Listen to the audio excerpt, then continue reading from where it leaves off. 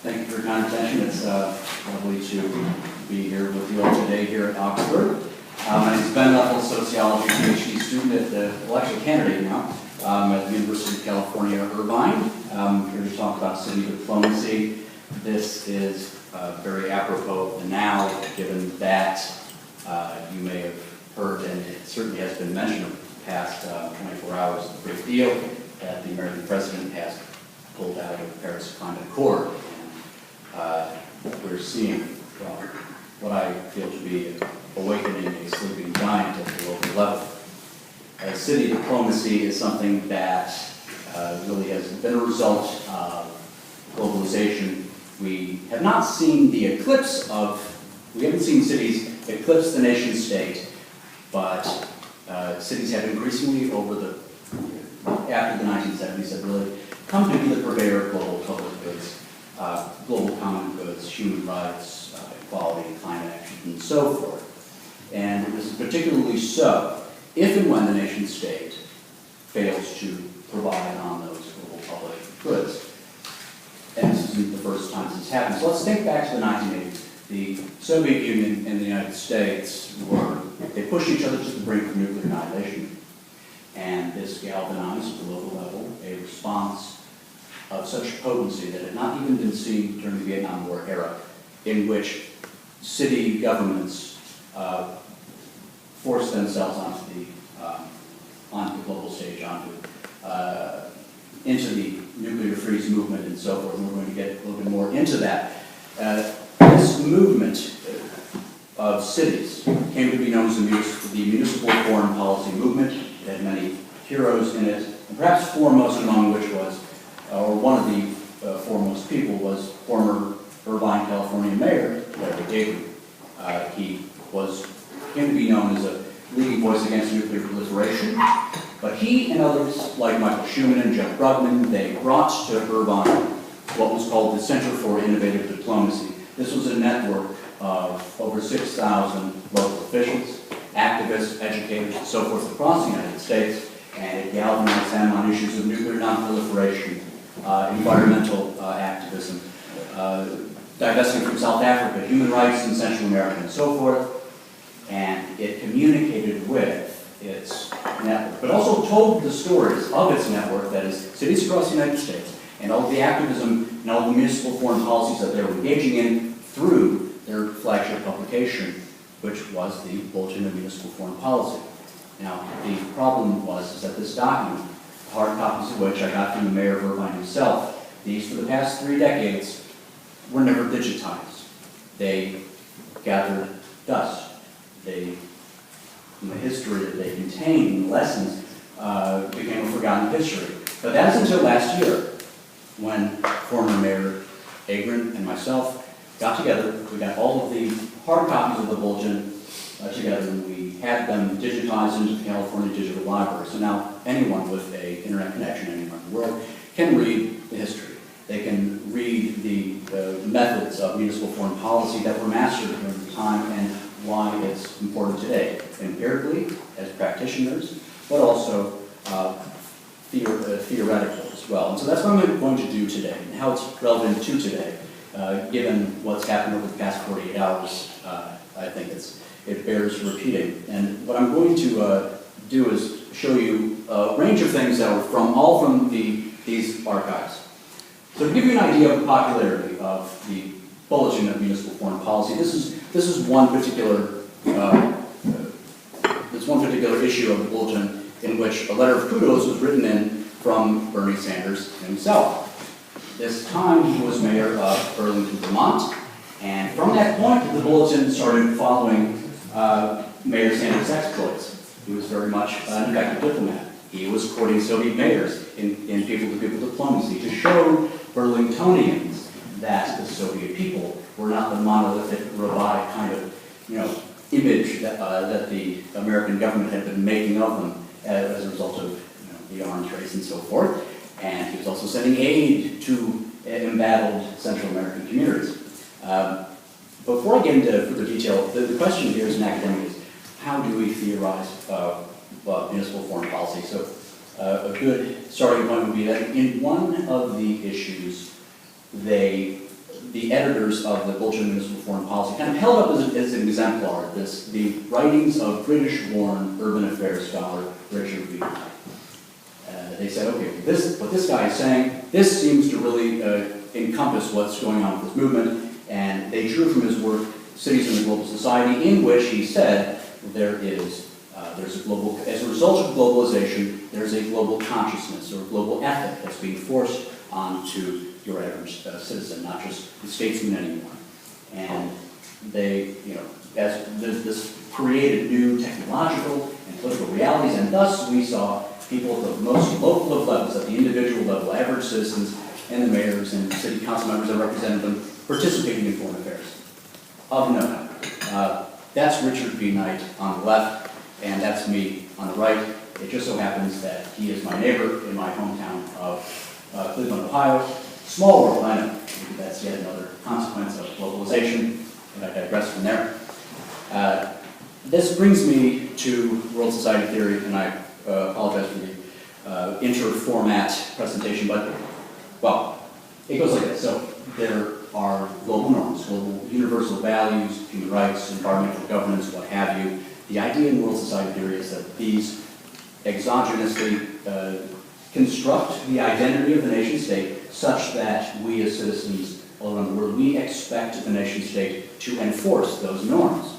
And more importantly, and this is the part of world society theory that I'm looking at specifically, is that if and when the nation state fails to enforce certain norms, whatever they may be, security, human rights, environmental governance, that in certain circumstances, locales, subnational entities, cities will will take it upon themselves to enforce those norms. And that is what I suggest is happening, both in the 1980s with the cases that you're about to see, and also today. So this is the theoretical process I'm suggesting here, and I'm going to go through a few cases, all of which are from the bulletin, so you're going to see it's from the Bulletin of Municipal Foreign Policy, seeing digitally for the first time, to kind of test this theory. Specifically, that second part. Central America in the 1980s, there were several communist victories. So the Reagan administration, fearing communism, they funded anti-communist forces. This led to death squads in El Salvador, led to civil war in Nicaragua. In the end of the day, it ended up resulting in hundreds of thousands of innocent civilian deaths. Americans saw this. They looked upon this violation of a norm by their own nation. It was a moral travesty, and they responded in a number of very direct means. For example, Baltimore had a sister city in El Salvador. In El Salvador, there's a local official that was kidnapped by anti-communist forces funded by Ronald Reagan. And the Baltimore City Council then intervened. They used all the diplomatic, consular, and other channels they possibly could, including personally going there, to create international pressure to effect the release of that official.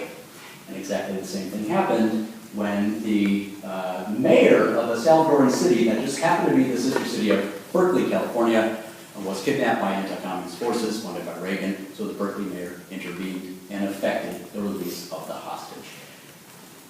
Sanctuary cities, we're hearing this a lot now with Syrian refugees, but then it was Central American refugees fleeing their war-torn communities.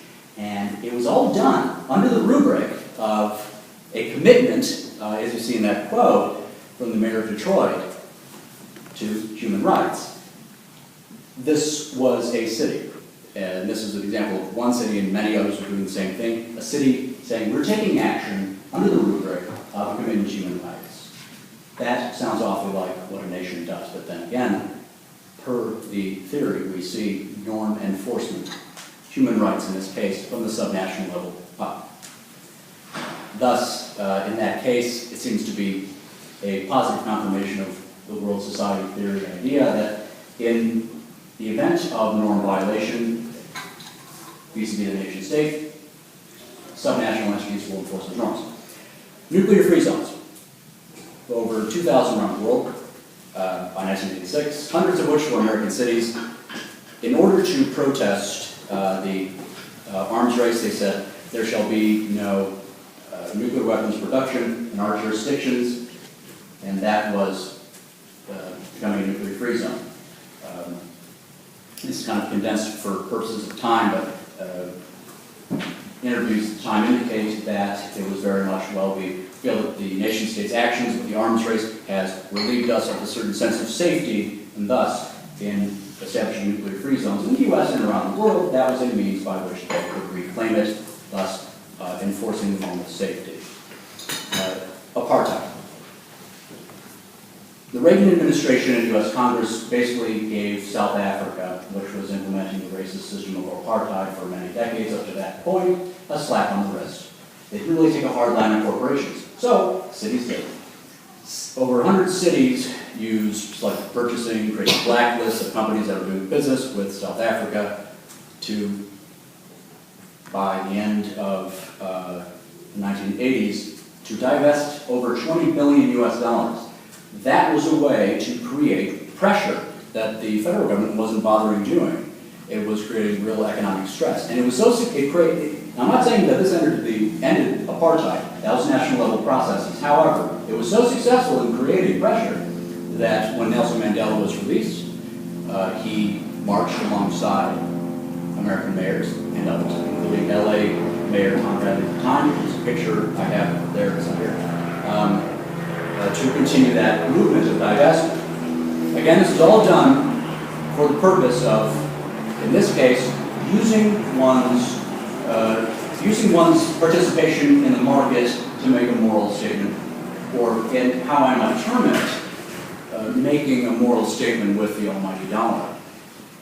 Officials recognized, as this one Tallahassee official did, said, okay, we as American city leaders, we want the economic opportunity that comes from investing in South Africa, but not at any price. There was a moral limitation upon their actions upon their actions in world affairs. And so I suggest that with these three case studies, we might observe that particular part of world society theory in which the subnational entities take action in play. To take it one step further, what I've done, just using these studies, I'm putting forth a theoretical process that we might apply to future municipal foreign policy movements, quite likely the one we're going to see occurring in the U.S. after Trump pulling out of the Paris Agreement. Initial state, norm violation. When the norm violation occurs, transition state, the second state when the subnational entity takes action, and equilibrium state when things return to normal. Using these case studies, the first would be domestic norm violation, in this case by the home government.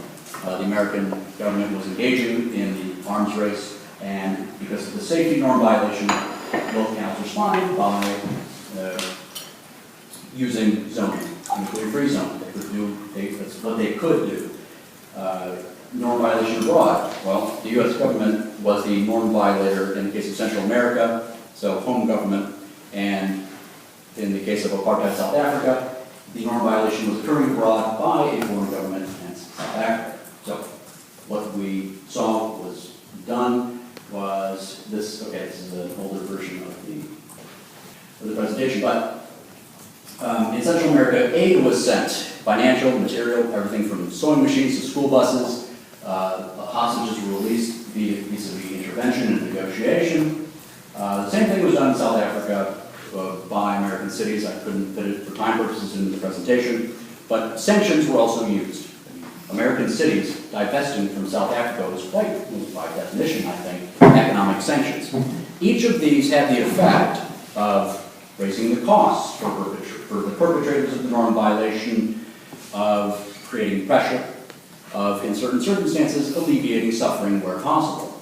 That is through sending aid, through establishing sanctuary cities so those tired and huddled masses that were fleeing from war could actually seek refuge. And when national level processes led to the end of these conflicts, or basically the end of the Cold War, we see things returning to normal. So this does not contend that there was, that the municipal level processes that were going on led to the end of these conflicts.